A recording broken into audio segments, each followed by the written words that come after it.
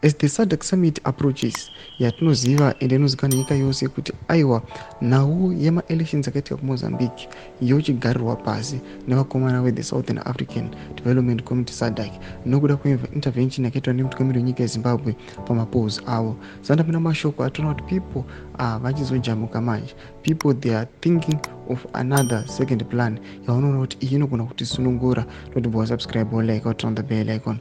Teamed up yendo here the most prominent opposition figure muZimbabwean political arena anonzi Majaira Jairus anodanyora achiti the population of Zimbabwe is said to be around 16.67 million.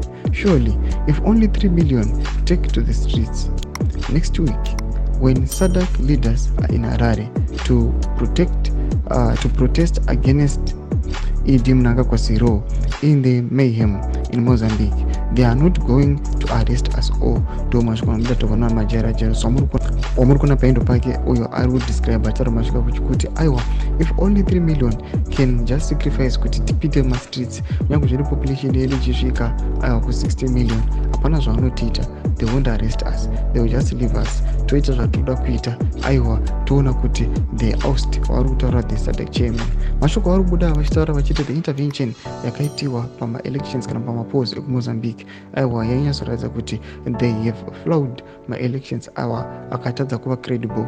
Vanhu zvanyanya kuvagwadza vekuMozambique ndechekuti aiwa vanoona transition of power ichiita smooth kuBotswana, but kunyika kwavo vanoti intervention yakaitwa neSADC iri kuya ichivakanganisa. Tudze mafungiro enyu mutikudipa pamusoro pechiitiko ichi. Pinda kumasection medu, subscribe or like and turn on the bell icon.